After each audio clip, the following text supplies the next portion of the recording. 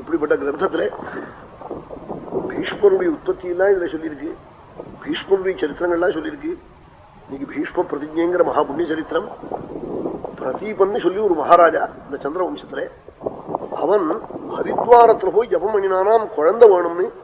பிரதீபஸ்து ததோ ராஜா சர்வபூதஹிதே ரதஹ மகாபாஹு கங்காத்வாரகதோ ஜபன்னி. ஹரித்வாரத்துல போய் குழந்தை வேண்டும் ஜபம் பண்ணினானாம், சந்ததி காமனா இருந்து.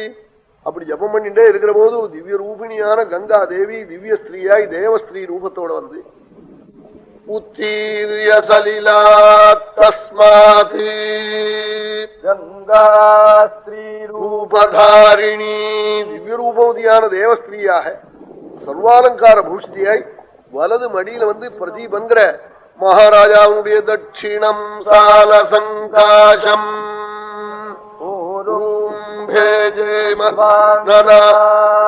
மடியில வலது மடியில வந்து உட்கார்ந்துட்டாளாம். பிரதீபனுடைய மடியில ஜபம் பண்ணிட்டே இருந்த பிரதீபன், அம்மா யாரு நீங்கள்?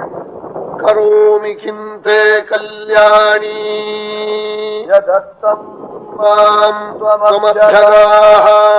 என்கிட்ட வந்தேளே, என்ன எண்ணத்துல வந்திருக்கு? நீங்க பரஸ்திரியாச்சே, என் மடியில வந்து உட்கார்ந்துட்டேளேன்னா. அப்படி நினைக்காதே, நான் உங்களை கல்யாணம் பண்ணிக்க வந்திருக்கேன். அவள் நான் பரஸ்திரியை நாம் கிரகிக்க மாட்டேன். நான் அதுக்கு பதில் சொன்னாள், நான் பரஸ்திரி அல்ல, நான் தேவஸ்திரீ. ஆறுன்னு என் பேர் சொல்ல மாட்டேன்.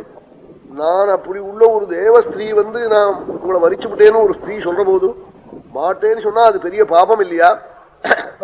பஜந்தீம் பஜமானம்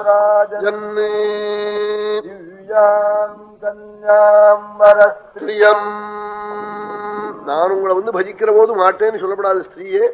ஏன்னா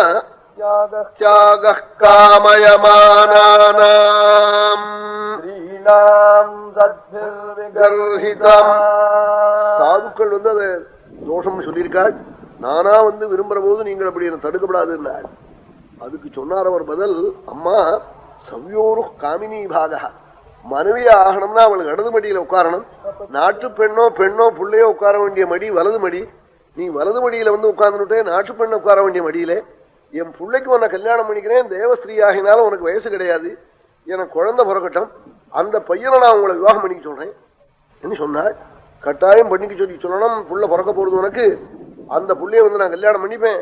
ஆனா உங்க புள்ளைகிட்ட ஒண்ணு சொல்லி வைக்கணும்னால என்னன்னா, என் பேர் ஊர் காக்கப்படாது, நான் செய்யற காரியத்தை தப்புன்னு சொல்லப்படாது, செய்யாதேன்னு சொல்லப்படாது, இதை சொல்லி வைன்னு சொல்லிவிட்டு மறைஞ்சு விட்டாள் அவள்.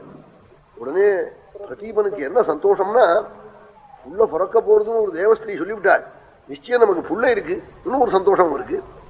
உடனே கொஞ்ச நாள் ஆச்சு, தெய்வமான கர்ப்பம் ஏற்பட்டது. கர்ப்ப ஸ்ரீமான் அவர்த்ததான் நாள், அவர்த்ததான் நாள். சாந்தஸ்ய ஜஜ்ஞே சந்தானஹ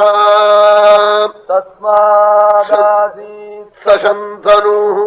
உடனே குழந்தை பிறந்தான். ரொம்ப நாள் கழிச்சு அந்த பிரதீபனுக்கு குழந்தை. அந்த வம்சமே சாந்தமா போச்சுன்னு நினைச்சாள். அப்ப பிறந்தா, அதனால சந்தனுன்னு பேரு அந்த பிள்ளைக்கு பேரு வச்சாள். சந்தனுன்னு பேரு.